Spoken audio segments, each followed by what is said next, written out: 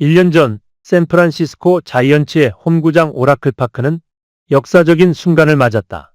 한국의 천재 타자 이정우가 메이저리그에 입성하며 샌프란시스코 저지를 잇는 입단식 현장은 팬들의 환호로 가득 찼다. 이정우를 샌프란시스코로 데려온 파르한 자이디 사장은 그야말로 영웅이었다.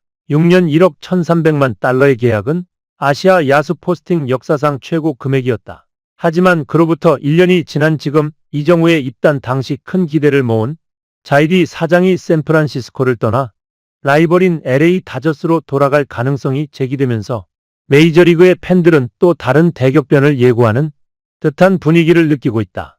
이 기사에서는 샌프란시스코의 흥망성쇠, 자이디 사장의 영입 전략, 그리고 그가 이제 다시 다저스로 돌아갈 가능성에 대해 심도 깊은 분석을 통해 그 의미를 짚어보려 한다. 샌프란시스코 자이언츠는 지난 몇 년간 급격한 하락세를 겪으면서 야구 팬들의 관심에서 멀어져 갔다.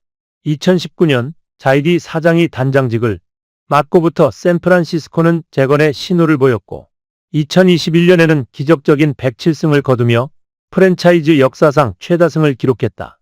그러나 그 뒤로 샌프란시스코의 야망은 점점 더 먼 곳으로 가버렸고 결국 2024 시즌에는 80승 82패를 기록하며 내셔널리그 서부지구 4위로 시즌을 마감했다. 자이디 사장의 진두지휘하에 샌프란시스코는 큰 투자를 단행하며 리빌딩을 시도했지만 그 기대는 결국 크게 빗나갔다. 자이디 사장은 샌프란시스코가 야구의 엘리트로 복귀할 수 있도록 하기 위해 몇 명의 스타 선수들을 영입했다.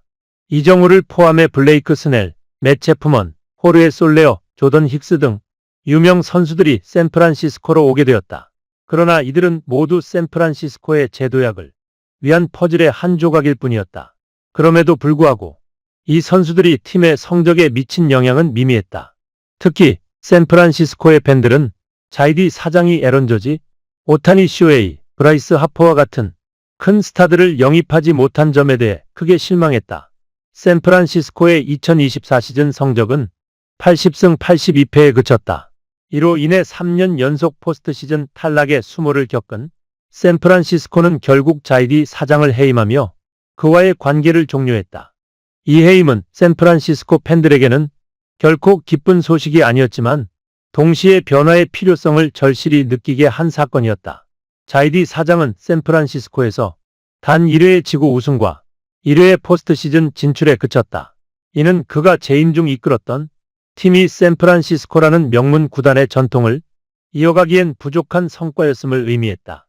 그리고 이제 자이디 사장이 다시 라이벌인 LA 다저스로 돌아갈 가능성이 제기되었다.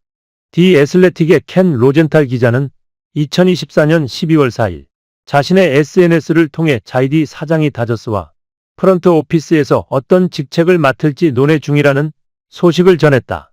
자이디 사장은 2014년부터 2018년까지 다저스에서 단장직을 맡았던 경력이 있다.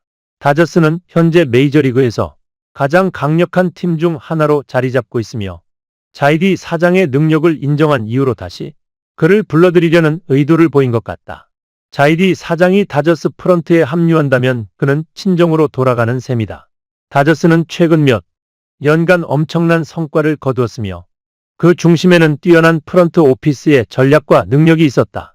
자이디 사장은 그동안 샌프란시스코에서 자신의 능력을 발휘하지 못한 것처럼 보였지만 다저스라는 큰 무대에서 다시 한번 자신의 역량을 증명할 기회를 얻을지도 모른다.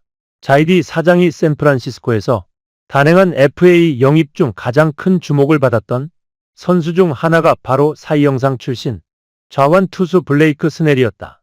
자이디 사장은 2023년 3월 스넬과 2년 6,200만 달러의 계약을 체결하며 큰 기대를 모았다.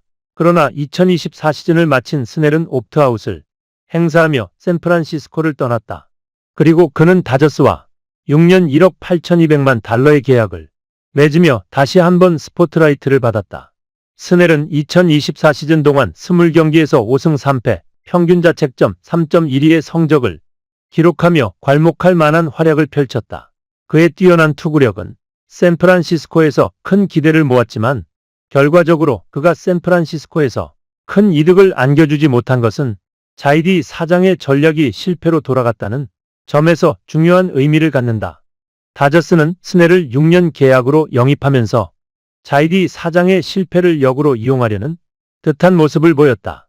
이로 인해 자이디 사장은 자신의 이전 전략에 대한 재평가를 받을 수밖에 없는 상황이 되었다. 자이디 사장이 다저스에 합류하게 된다면 그는 단순히 프런트 오피스의 일원으로서 역할을 할 것이다. 다저스는 최근 몇 년간 많은 성공을 거두었으며 그들의 강력한 로스터와 탁월한 프런트 오피스 전략은 메이저리그에서 두각을 나타냈다. 자이디 사장이 다저스에서 맡을 역할은 기존의 전략을 이어가면서도 그의 경험을 바탕으로 팀의 성과를 극대화하는 대중점을 둘 것이다. 자이디 사장은 샌프란시스코에서 실패를 경험한 만큼 다저스에서는 더 큰 책임감을 가지고 자신의 경력을 쌓아갈 것이다. 다저스는 이미 강력한 팀을 보유하고 있기 때문에 자이디 사장은 그들이 더 강해지도록 돕는 역할을 맡을 것이다. 그의 경험과 전략은 다저스가 계속해서 월드시리즈 우승을 향해 나아가는 데 중요한 역할을 할 것이다. 자이디 사장의 샌프란시스코에서의 실패와 다저스로의 복귀 가능성은 메이저리그 팬들에게 많은 생각거리를 제공한다. 샌프란시스코 팬들은 그가 떠나면서 느꼈던 실망감을 잊을 수 없을 것이다. 그러나 자이디 사장이 다저스에서 다시 한번 자신의 능력을 입증한다면 그는 과거의 실패를 딛고 더 큰 성공을 거두게 될 것이다. 샌프란시스코와 다저스의 대결은 이제 단순한 팀 간의 경기를 넘어서 두 프런트 오피스의 전략 대결로 이어질 것이다.